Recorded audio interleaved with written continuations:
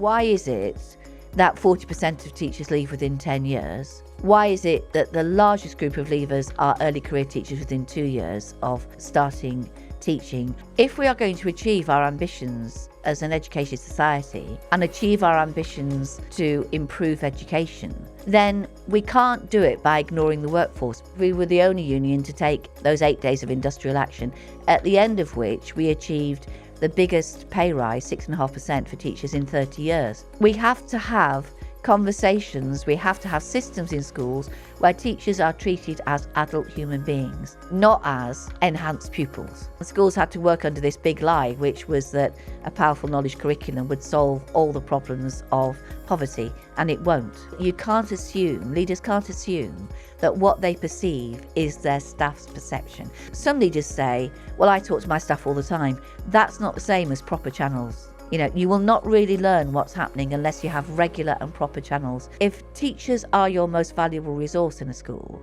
even if it seems to cost more initially to implement these new ways of working, if that retains teachers in the school, you cut your recruitment bill hugely. I started about 20 years ago saying that Ofsted was an invalid and unreliable inspectorate.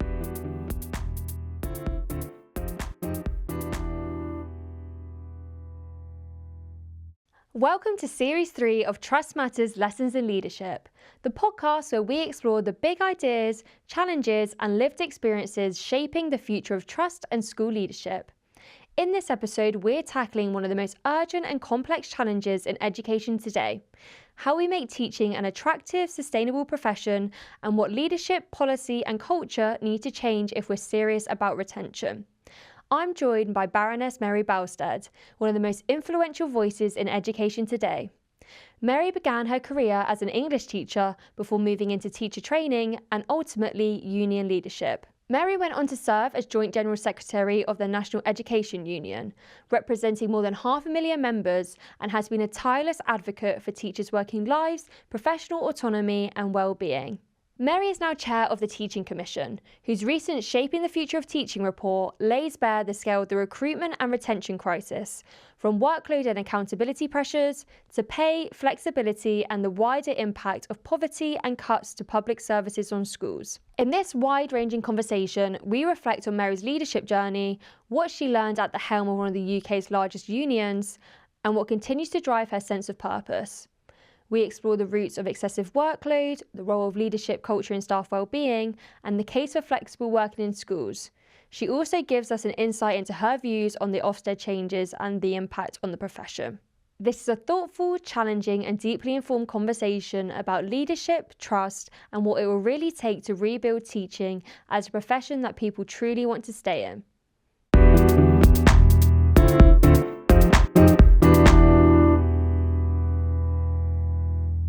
Hi Mary, welcome to the podcast. Hello, thank you. Really pleased to have you with us today. So we normally start the podcast thinking a bit about where you've come from, what you've done in the past. So you began your career as an English teacher, Yes. Before going into teacher training and then eventually union leadership. What would you say are some of those pivotal moments that shaped the leader you are today and the way you led some of those organisations? I think that my own schooling was a very strong influence on the way I work and the way I've led organisations. I went to a girls' grammar school, and I have to say that I did not find either the ethos nor the quality of education received was very good. And it wasn't a kind place to be. It wasn't a productive place to be. It was quite a negative and scary and, well, it's in the term, isn't it, grammar school, selective place to be. And I wasn't a model pupil or perceived to be very intelligent, really. So I was one of the sort of also-rans. So it was always a surprise when I actually did quite well. And that really left something in me about being positive, treating people well, and acknowledging success. And when you became the head of the NEU, you were leading over 500,000 members. What were the things that you had in mind where you're like, these are the things that I want to change, these are things I want to impact? And what was it like leading such a diverse and large organisation? Yeah, so that was a big step up because previous to that, I was General Secretary of the Association of Teachers and Lecturers, and that was 120,000 members. I was joint head of the NU with Kevin Courtney, so there were two issues there, two major challenges. One was to jointly lead such an organisation, such a large organisation with over 500 staff and, as you say, 500,000 members. So that's the largest education union in Europe. But it was joint leadership, and that poses particular benefits but also particular challenges. We had to bring two big organisations together, the NUT and the ATL. We had to establish one organisation with one culture and two leaders. And that meant lots and lots of goodwill between Kevin and myself, which was in abundant supply, an acknowledgement of what each could bring to the table, and a very strong determination to speak with one voice. Now, we didn't always achieve that, particularly in the beginning, because we came from organisations with very different cultures, but we really worked at it. And in the end, I think after 5 years, we both agreed we'd do a 5-year term and then step down. And by the end, I think we'd really achieved that, a very strong, very unified, very effective union. That was hard fought for and hard won. And you led the union in probably one of the most difficult times during the pandemic. What was that like, trying to navigate all the changes? I mean, there was daily, sometimes hourly changes impacting education in schools. How did you manage to navigate that period? So that was a massive challenge for everybody, wasn't it? But for the union, first of all, you're working from home.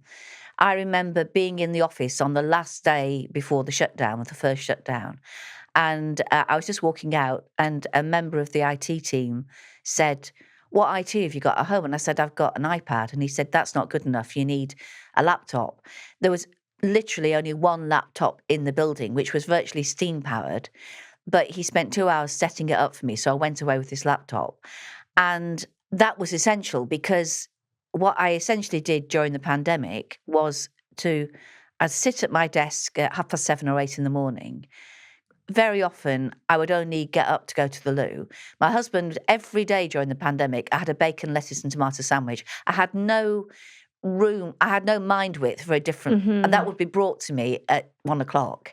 And I'd literally be at that desk from 8 in the morning till 8 at night. And we would be coordinating the message to members, responding to government announcements, running Zoom calls for the members. I mean, on January the 3rd, 2021, we had 430,000 people online, most of them members, but not only members, because the day after, the government was saying at the beginning of the Alpha variant that members had to go back to school with what we thought were wholly inadequate health and safety protections. And we decided to have that Zoom call on the 1st of January. And so we had 2 days to get everything together to get that out. So what we learned during that pandemic was the power of the internet and the power of remote working, the power of the use of technology in order to communicate to members in new ways. And actually, when members are facing a crisis, what we absolutely learned was that they turn to their union. We put on about 50,000 members during COVID. Now, we would have preferred not to have been that important, actually. We would have preferred the Department for Education and the government to do a much better job about keeping schools safe. But if they weren't going to do it, that was our job as a union. And it was immensely hard work, immensely pressurised, because we were up against the power of the state, and we were up against a very hostile media. So it was immensely challenging, immensely hard work, immensely pressured. But in the end, we achieved our objective, which was safer opening for schools, a safer working environment for our members, and a real contribution to remote working, which the union made and which we fought for as well. And in that time, you also fought for pay rises for teachers. You oversaw a period of striking. Yeah. Could you speak us through what it was like living through that, and what was the driving force to keep you going? So when COVID finished and teachers and leaders and support staff had given everything to try to keep education going, remote working, try to keep children safe, then the government was going to give another below inflation pay rise to teachers. And this was on the back of over 10 years of below inflation pay rises, where teachers have seen their pay in real terms devalued by 12%. And I think that was just a moment. I mean, I think I don't think people quite realise how difficult it is to get members to take industrial action. They have to really feel it. It has to be a cause that they really believe in. And of course, you've also got very, very big legal hurdles to overcome. 40% of members had to vote, and of those 40%, 50% had to vote yes. And we did the ballot in the middle of a postal strike. So to get the vote out and to achieve a yes was huge. Nobody in government thought that we would do that. There was a massive surprise when they did. And then they thought that the action would just fizzle out. So we had to keep the members informed. We had to keep explaining to the members why we thought this action was necessary. The teaching profession is young. Most of them had never taken industrial action before. They didn't know what a picket line was. They didn't. We got lots of questions like, "Do I have to set work?" No, you don't set work because you're taking action. A lot of them were put under extreme pressure by their leaders. We had to support them. And in the end, we were the only union to meet the ballot thresholds twice. We met them twice. And we were the only union to take those 8 days of industrial action, at the end of which we achieved the biggest pay rise, 6.5% for teachers in 30 years. Now, that's not mine and Kevin's achievement. That's the achievement of the members. What Kevin and I did and what the union did was coordinate that and support the members in taking that action, and actually force the government under Rishi Sunak, force them to do what they absolutely did not want to do under any circumstance, which was negotiate with the NEU. But actually, the achievement of that 6.5%, it wasn't just for teachers, because all the public service reports had come out. And for police officers, it was 7%, for prison officers, it was 7%, for nurses, it was 5%. All of those awards were dependent on us settling. If we hadn't settled and if we hadn't achieved that 6.5%, then the government was going to stand up and say, we can't afford the pay review bodies and we're going to offer, and we didn't know what that would be, but it would be significantly below what we achieved. And that was made clear to us. It's on, if you settle, we can settle. We're giving the awards recommended by the pay review bodies. So again, that's massive pressure. Again, that's massive antagonistic press and broadcast media. But you know, those demonstrations in London, where we got hundreds of thousands of teachers marching, those were a real strength of solidarity in the profession, that we have worked so hard. We've done such a fantastic job, and we're not going to be treated like this. And it was a moment where teachers and leaders stood up for themselves.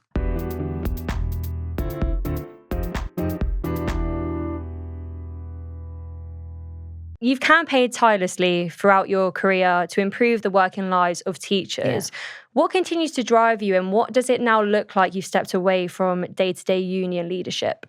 I have campaigned and worked tirelessly, both through teacher training and work at master's and PhD level to support teachers' professional development. And when I went into unions and become a union leader, huge support for the learning agenda, also an industrial agenda for teachers, but also a whole set of supports for teachers around their terms and their conditions. Now I've stepped away, I'm chairing the Teaching Commission, which reported in July. And that is a major, our report, Shaping the Future of Education, does something which really hasn't been done enough, which is, if we are going to achieve our ambitions as an educated society and achieve our ambitions to improve education, then we can't do it by ignoring the workforce. We have to look at the conditions in which the workforce works. And 2 years ago, I wrote a book which didn't get the sales I think it should have done. So it might still be there. It's called Support Not Surveillance, How to Solve the Teacher Retention Crisis. And that work was then taken forward into the commission, which essentially asks the question, why is it that 40% of teachers leave within 10 years? Why is it that the largest group of leavers are early career teachers within 2 years of starting teaching? What is it about the teaching profession and the conditions of their work which leads to what Anna McShane, the director of the New Britain Project, calls a weakened workforce, where we hemorrhage teachers at early career stages, we hemorrhage them in their 30s when they're having children, and then we hemorrhage them through to leadership. The average leadership post is refilled within 3 years now. You can't achieve the standards in education that everybody wants if you are hemorrhaging teachers. And that's been the drive behind my thinking about the profession for some time now. And the report spoke to a few main causes for people leaving the profession. Can you just speak to some of those and explain some of the findings? The report really focuses on what can government do and what can schools do. There are two main audiences for the report, and I think the most useful thing would be me to really focus on what can schools do. So what we found was that all the surveys that done on teachers, either by the National Education Union, or if you want a more independent survey, if you like, the Teacher Working Lives survey, which is run by the DFE and is now in its third year. And it's a very big statistical sample, age-weighted, region-rated, sector-based, about teachers and leaders' views of their working lives. And what teachers and leaders report, and this is, I think, the most crucial finding, is asked, do you have sufficient control over your working lives? Only 22% of teachers and leaders who remain in the profession say they have sufficient control. Whereas if you contrast that with those who have left, teachers and leaders who have left, that goes to over 75%.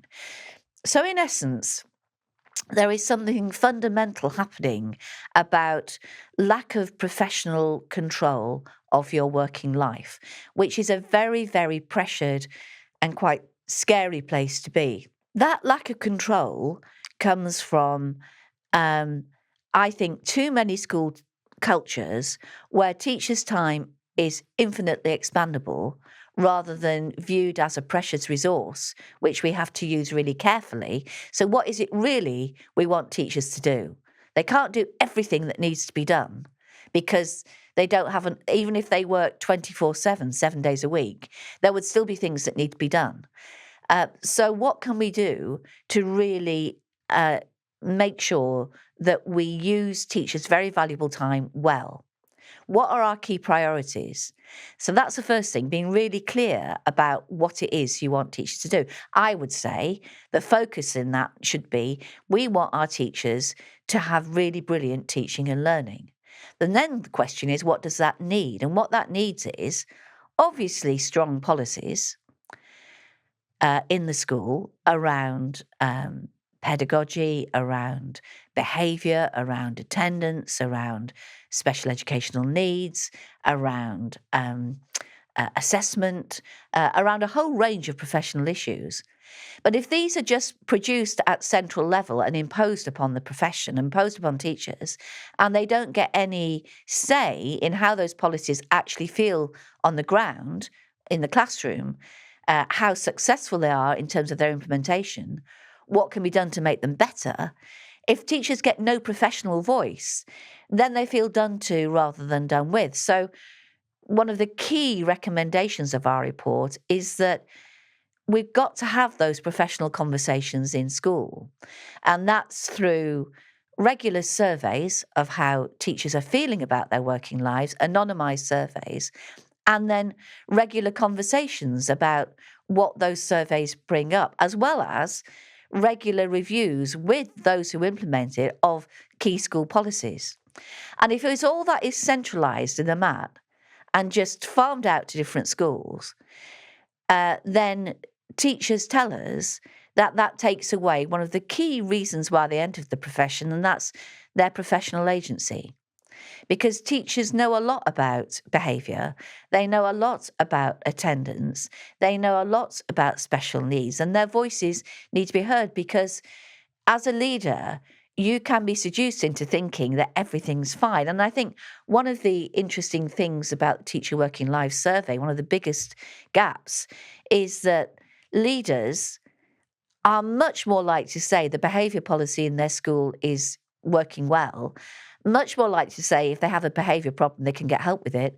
Teachers are much less likely to say that. And that isn't because leaders are ignoring anything, it's because their lived experience is going to be different from the teachers in their school who spend much more time in the classroom and have much more experience of bad behaviour. And we know how important behaviour is for keeping teachers in the profession. So we really, one of the key, if you like, the fundamental recommendation of Shaping the Future of Education, which is our report, is we have to have conversations, we have to have systems in schools where teachers are treated as adult human beings, not as enhanced pupils. And one of the things that we hear come up a lot in the sector is workload. And you examined the roots of excessive workload in the report. What were some of the reasons for that workload, and what can be done to meaningfully address workload in the sector? So, yes, we do look at those. We look at a whole range of things. We look at behaviour. We look at who gets promoted in the profession. We look at special educational needs. We look at the experience of Black and global majority heritage teachers. We look at inspection. We look at funding. There's just a whole load of things we look at. I think that excessive workload is caused by a toxic mix of combinations. One is funding, which means that schools are under huge pressure to deliver the curriculum, but also deliver all the other things which schools need to deliver in terms of social care. And that's directly come out of austerity and the 40% cut in the central government grant to local authorities, which means that all the services around the school, youth services, child and adolescent mental health, speech and language therapy, all the support for our schools was shorn away. And schools had to work under this big lie, which was that a powerful knowledge curriculum would solve all the problems of poverty, and it won't. And so schools added and added because they were, in many areas, particularly the most deprived areas, the only service left standing, they added and added to their load. So that's one reason. The other reason was a massive change in the curriculum and in assessment, just imposed in a 2-year timetable with very little thought of. I was in the DfE at one point, and the civil servant who was in charge of the curriculum review said, well, when we've done the review, we've done our job, and then wondered why I was really cross, because I was going, well, you have a responsibility to enable teachers and leaders to translate that. And he said, no, we have a self-governing school system. And that was because we have a MAT system, then they don't need any support in doing that. And then wondered why I was very cross. So huge political change. Then I think also there is, particularly in schools which have deprived pupil intake, a very justifiable and well-grounded fear of inspection. We know that schools in the leafy suburbs, the Education Policy Institute did a research in 2016 when Theresa May was wanting to bring back grammar schools. And it's groundbreaking findings that using a very robust measure of value added, schools in the leafy suburbs can see significant declines in value added performance over a 3-year period and are still disproportionately likely to get graded good or outstanding. Schools in the inner cities, schools in deprived coastal areas can see the same measure of value added over a 3-year period rise and be graded poorly.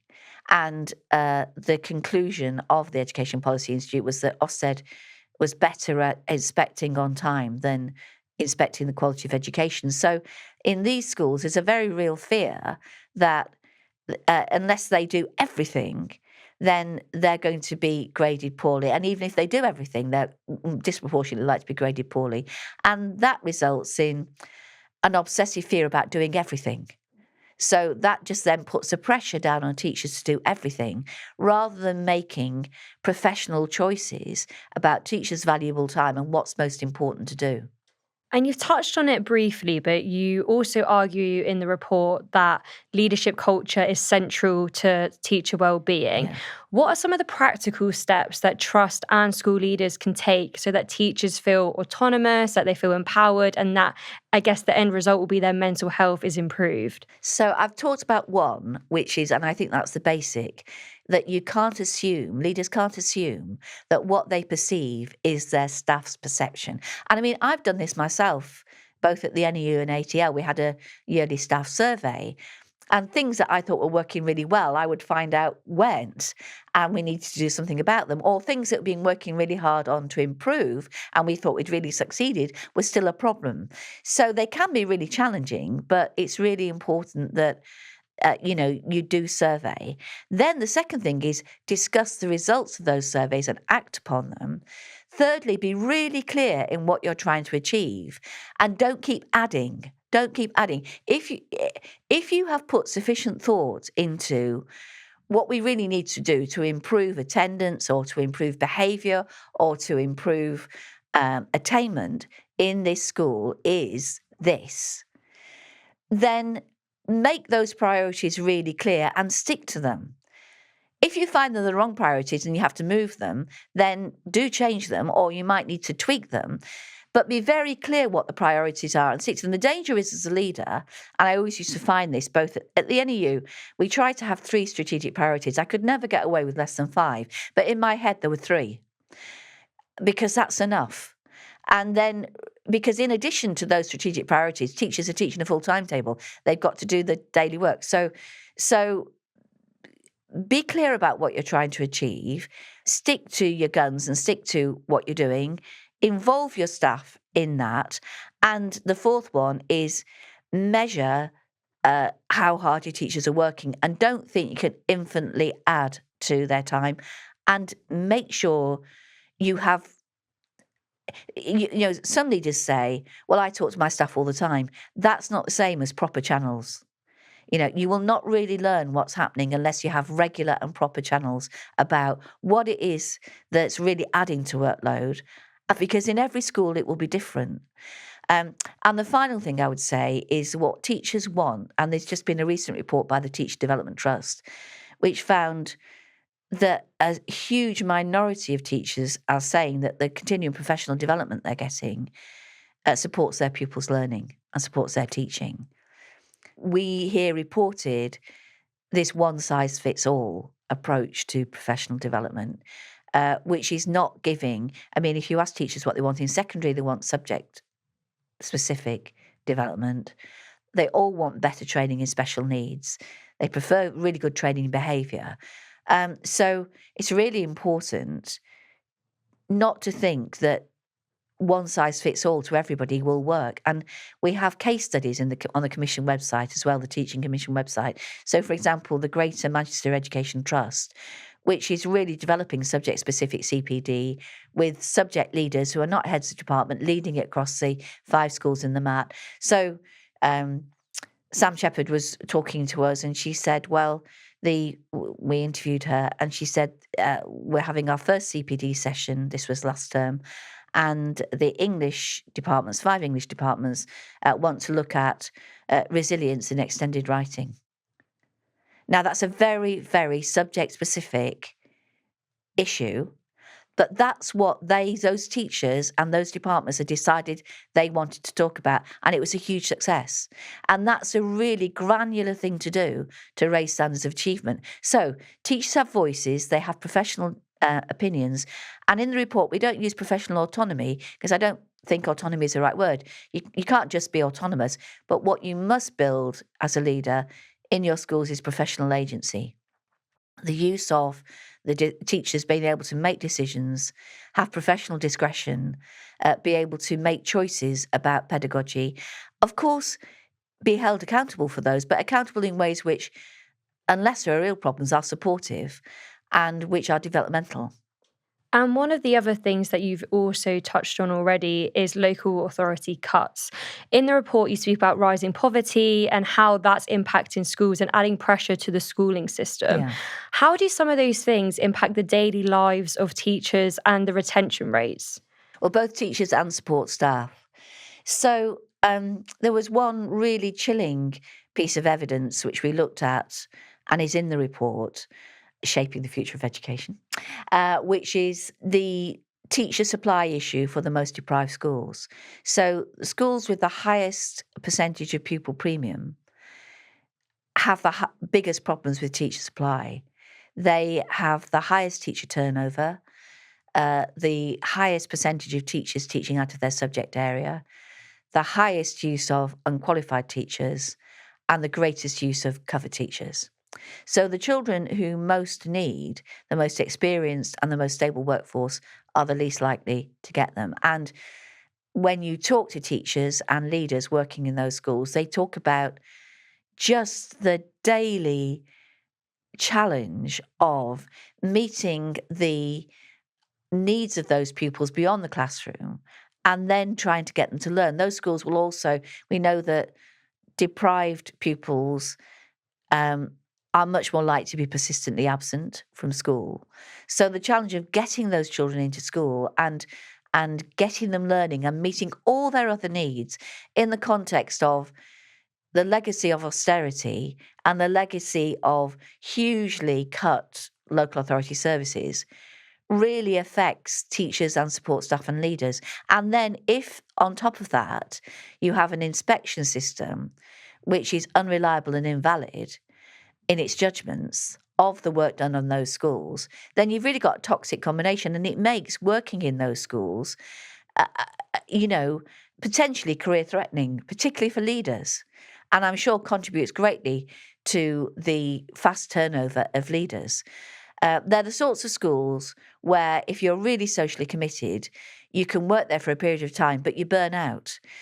So we make very strong recommendations about that. We make recommendations for the routine paying of extra allowances, extra payments for teachers and leaders working in those schools, greater PPA time, greater staffing, an allocation of resources from central government, this is for teaching and learning and this is for social deprivation. So the pupil premium grant doesn't get diverted.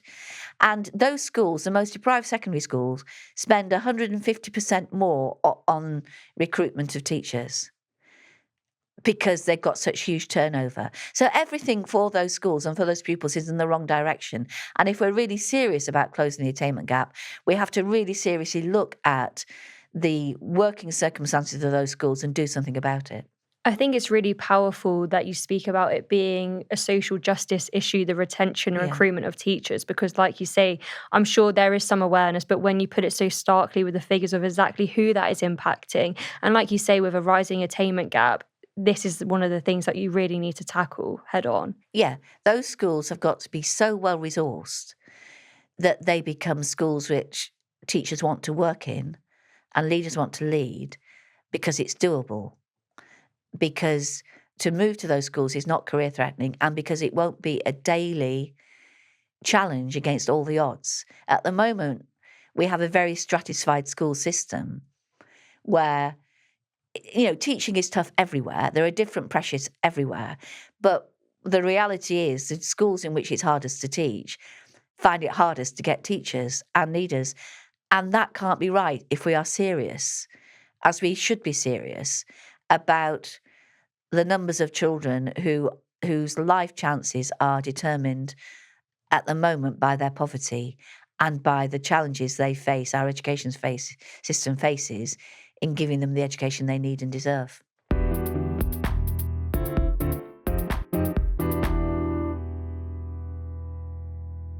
And one of the other big factors, especially post-COVID, is the competitiveness of teaching against private sector jobs. Yeah. When it comes to paying conditions, flexible working, what are some of the reasons you think teaching is still competitive when people are leaving university? Why should they become a teacher? And what are some of the things that we need to improve to make sure it is standing up against those other professions that can be chosen at that point? It's quite interesting. When teachers leave the profession, it's generally not the teaching that's ground them down. Actually, teaching is a pro-social um, career. If you're a teacher, you're going to be working in a community both of children and young people and your colleagues. And that sort of working environment is increasingly rare. There are lots of people who don't want to sit at a desk at home in isolation. They do want to be part of a community, and they want to feel that their work is valuable and is worthwhile. And teaching is incredibly valuable and worthwhile. And the other thing about teaching is, when I was a secondary school teacher, adolescents can drive you to the brink of despair, but they're very funny. Yeah. They're very interesting. And they've got an absolute belief that they can put right the wrongs of the world if only the world would listen to them. And in certain cases, they're absolutely right. So there is a huge social benefit for teaching. And I think we have to make that part of the profession. There's something we've lost in our professional discourse around standards, around the motivation for teaching. And we have to, if you like, re-find that. So to be more competitive, actually the starting salary has become more competitive. The problem is that that's been at the expense of experienced teacher pay. And experienced teacher pay has stagnated. And leadership pay has stagnated. So it's just becoming less and less attractive to remain in the profession. We have to reverse that. In the report, we have a recommendation that we should recreate, we call it in the report, expert teachers. Mm-hmm. Expert teachers who are probably mid-career, who don't want to go through the leadership route, but who are expert in their practice and able to support others in their practice. So recreate that as a status within teaching with commensurate pay and conditions which would support that. So there has been a catch up to a degree in teacher pay, but we can't. The problem is teacher pay is still at an experience level, as the NFAR shows, below what you can get in other professions. Teachers are leaving then, so we need to really improve that. And then we really do need to improve the working conditions. So if we look at internationally, teachers in England work about the average for the hours worked in the timetable. We're a bit above, but about the average. But we work longer than anybody else in the OECD for work outside the classroom. We double our working hours for work outside the classroom. So we really need to look at that. And this is what goes back to, what is it you want teachers to do? Focus on that. Do everything you can to take away the administrative grunt work and respect their valuable time. We say in the report, one of the recommendations is that we move away from a limit on directed time, but we move to a limit of actual working hours for teachers, because that would really make that choice real. And it would stop we can just do this and this and this and this. You've got an absolute limit on working hours, which includes your time in the classroom, directed time, and time outside the classroom. Then you've really got to then start making choices about what you want teachers to do. That would create a much more healthy working hours culture, because you really have to make that work count, and it has to be really valuable work. And it would stop this idea, which developed, I think, over the last 15 years, this culture of presenteeism, this culture of early hours to late hours. And then finally, flexible working. I think it's clear, isn't it, that flexible working for teachers and leaders can't be the same as flexible working elsewhere. They can't just decide when they want to work from home. They've got to be present in school. They've got to teach classes. There is a timetable. But our look at flexible working showed how really essential it is, particularly for women in their 30s with children. So we did a focus group of 10 teachers in their late 20s, and they were on a leadership pathway within their trust. There were 8 women and 2 men, and not one of them said that they could remain full-time in the profession if they had children. And one of them, I'll always remember saying, I wouldn't want to neglect my pupils, but I couldn't put my kids last.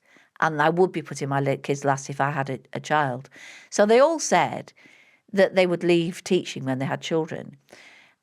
And yet we know that if adjustments are made, for example, being able to drop your children off at nursery twice a week so you don't take registration, or doing your PPA from home, or part-time working. The Key did a brilliant research report looking at teachers in their 30s who came back after maternity leave, and they found out that the retention rate was much better in schools if those teachers were given the opportunity to work part-time. Then they were much more likely to stay in that school if they're given the opportunity for part-time working. And they may need to do that for several years. But then the likelihood is they'd work full-time, and you've retained that experienced teacher who is so valuable for the beginning teachers who need that supportive presence in the classroom. So, I went to the Arbor event in Birmingham, and there was a brilliant panel of three women MAT leaders who were talking about flexible working. And one of them said, if we start calculating the cost of flexible working, we have to compare that to the cost of massive recruitment costs as teachers leave in their 30s. And it's not just the recruitment costs, it's all that expertise, all that experience going from the profession. So there's a lot we can do for ourselves. We can't just look to government. I mean, we do make recommendations to government. I've gone through some of those. But we've also got to look for ourselves. And flexible working, I mean, Dicks are doing a 9-day fortnight. That's one. That's great. That's right for them. But there are loads of other ways. There are flexible working ambassadors. There's a flexible working toolkit from the DfE. And we really just can't say the computer says no anymore. And when you're speaking about part-time work for returning mothers, could you just speak a little bit about maybe some of the practical examples you've heard of how some schools have made that work within their staffing system? So one of the things that the Key recommend, and I think is really essential to it, is start your planning early for the timetable, and don't just have one person, usually the male deputy, doing the timetable. The timetable should be part of a committee which is representative of different aspects of the workforce coming together. You should be asking teachers, what do they want? The request for flexible working or part-time working should go out early, so you've got time to plan. And it shouldn't just be a once-a-year event, probably twice a year, asking your teachers, given that, what we can do, what do you want? And then trying to accommodate as much as possible, because if it comes in early, you've got more time to plan. Now, I'm very aware that it can be, if it's an English department and 2 teachers asking to go part-time, that's a big department. You can get one new teacher in. You may need to pay extra for some handover time, but you can bag that against the recruitment cost. If it's your one drama teacher, that has different challenges and different costs. And I'm very aware of the financial pressure that schools are under. But I would say if teachers are your most valuable resource in a school, even if it seems to cost more initially to implement these new ways of working, if that retains teachers in the school, you cut your recruitment bill hugely. But more than that, you retain teachers who are doing a really good job, who really know a lot about how we do things around here, who've really bought into the culture of the school, and who can, through numerous ways, induct and support newly qualified teachers who need more than their mentor. And you touched on your book earlier, which we'll link in the show notes as well for people to take a look at. And one of the things that you've been very outspoken about throughout your career is Ofsted and the accountability system. Yeah. You spoke about the shift from surveillance to support. We've obviously just gone through a recent new framework being released by Ofsted. Can you just speak to, people in the sector will be aware of how people feel about Ofsted and the system, but how do you see that system actually impacting morale and retention of teachers? To be honest, when I started, I was a bit of a lone voice. I started about 20 years ago saying that Ofsted was an invalid and unreliable inspectorate. And by that, I meant that Ofsted's claim to improve standards of education is self-referential, because Ofsted say we've got so many more good or outstanding schools, but that's and I'm sure education has improved, absolutely. I'm not saying that they don't deserve to be there, but that's just a self-referential judgment, because Ofsted awards the grades. And I mean, I think it might shock some of the viewers and listeners to know that never in over its 30-year history has Ofsted ever had an independent evaluation of the validity of its claim that it improves education. In other words, is Ofsted using the right metrics to see if education quality is improving? I think that's key. And secondly, the reliability of its inspection judgments. The reliability argument has come to the fore now, and that is if two Ofsted inspection teams came in to judge the quality of education in your school, would they end up with the same grade? And when the previous inspection framework, which was focused on curriculum, brought in by the last inspector, Amanda Spillman, what it found was that at secondary, the correlation of inspectors' grades was incredibly low. At primary, a bit better. And my question was, I did biology O-level in 1976. So imagine that I'm an Ofsted inspector. I'm doing 8 days a year. I go into a school and I am looking at the quality of the science curriculum. How would I? And when I asked Ofsted that, they said, well, you'd read the science curriculum. And I said, what, in the half an hour I'm in the school before I go and inspect it, and how would I understand it? So that Ofsted have never, and Ofsted get very defensive about this. And they do lots of internal tests, but they do the design, they do the look at the outcomes, and they produce it. And I know that for this incoming inspection framework, I know from insiders at Ofsted that there was a massive problem with the reliability of judgments, and that is because we've gone from one grade, which is fine, to a report card where there are up to 40 judgments on a school. Now, Ofsted argue we go in and we look at one standard, the mid, and then we see if there's movement either way. But I fail to have any confidence that they will be able to do that reliably, because there's no more time and there's very little more resource. One more inspector in for a day, it's very, very little more resource for that. So I think that lack of reliability and the lack of evidence on validity and the massive cut in its resources means that Ofsted has to clutch for particular forms of evidence, which you must question: do they really demonstrate education quality, or something else? Do they demonstrate really the forms of evidence that Ofsted can grab in 2 days and write a report on? All that sounds very damning. I think Ofsted have been through a really difficult patch. I think that they are really searching for a more effective inspection system. I don't think they've found it. I don't really understand why they chose to base their framework on the report card. It would have been better for them to look at the report card and then decide what aspects of this can we inspect validly and reliably, and what would we recommend to the Secretary of State that is looked at in a different way. So, for example, safeguarding, should that become something that local authorities do on a regular basis, so that doesn't take up time in the Ofsted judgment? I'm not saying that that is an outcome. I'm saying that just to base the framework on the report card is a bit of poor thinking.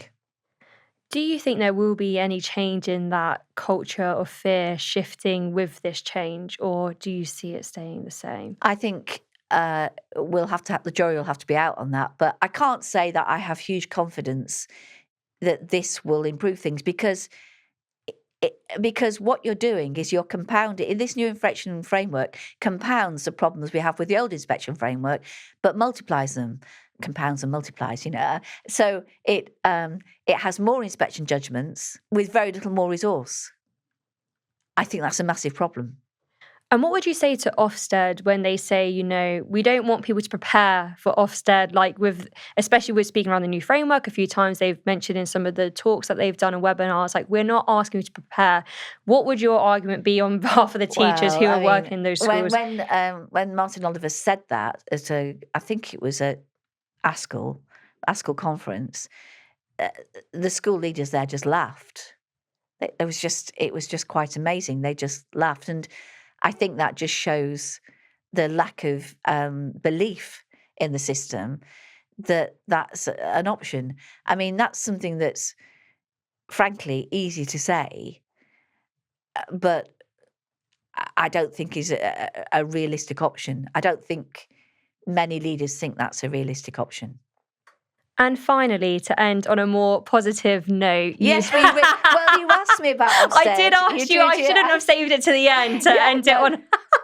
Let's be positive in the end. Yeah. We'll I remain hopeful that Ofsted have been through this memento mori period where they didn't react well to a tragedy. They didn't acknowledge what what everybody else had been saying for a long time. I think that the agency has been through a real period of looking at itself. I think that the new chair of Ofsted, Christine Gilbert, who was deputy head in my first school and appointed me as head of English in my second school, and who I know well, both professionally and personally, is a magnificent new chair of Ofsted. And I think that her job will not be, if there are problems, if there are issues, she will really work to help Ofsted really look at that and tackle it. So there are some causes for optimism. I just don't want to end, even with Ofsted, on a totally negative note.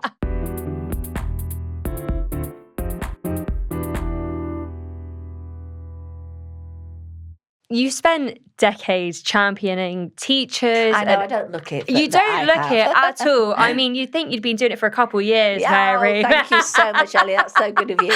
But, it has been a while, but you've done a lot of work and a lot of amazing work and represented so many people through that work. What gives you hope for the sector? And, what are some of those little beads of things you see coming through that you're like, it's going to be okay? Well, the commission was a fantastic the Teaching Commission was a fantastic. I'd never run a commission before. I didn't have easy access to the funds. I had to sort of search around for those, search around for accommodation. And in the end, the Key were brilliant, Schools Week were brilliant, the National Education Union was brilliant, the Institute of Education was brilliant. We had so many partners said, well, I can do that. I'll do that for you. The Key did the research and hosted our research meetings. Schools Week did the website. The Institute of Education gave us the accommodation and gave us lots of our witnesses. The commissioners, there was a mix of policy experts, research experts, and teachers and leaders, and a wonderful conversation. Our expert witnesses who gave of their time freely and really helped us afterwards. And also, it's not just a report. On the Teaching Commission website, we have case studies of schools which are doing fantastic work and bucking the trend.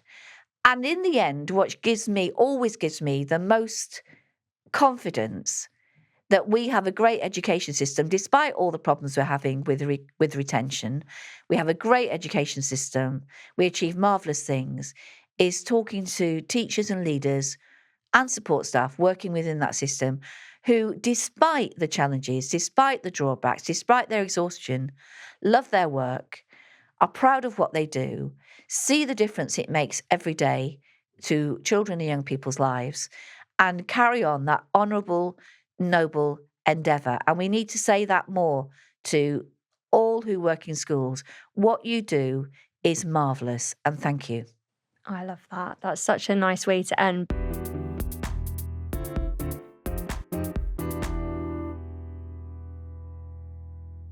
Before we let you go, we do a quick fire at the end of every episode.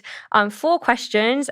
Keep it snappy if you can. I know some of them are big, but so question number 1, what do you think is the single biggest challenge impacting the sector right now? I think funding and retention. Question number 2, what motivates you on your difficult days? Well, they're usually busy and I have to get through. Not a choice. You're like, no. It's not a choice thing. Question 3, what has been your proudest achievement in your career so far? I think being a head of English. I loved being in charge of an English department. It nearly killed me, but to see the daily difference it made to young people's lives. And final question, what are you most looking forward to this year? Well, my daughter's having twin boys Congratulations. in either the end of this year or the beginning of next year. So that is becoming a grandma and getting involved in their lives will be just wonderful. Oh, amazing, Mary. Well, I can't wait to hopefully get pictures Oh, when definitely. they're here, see Definitely. pictures. Yeah. But thank you so much for joining us today. And I also just want to say thank you for all the work you have done for the sector and continue to do. You're such an inspiring woman. And yeah, if you're in the sector, I feel like we've all got hope for it. So thank you, Mary, for joining us. Thank you very much. Thank you.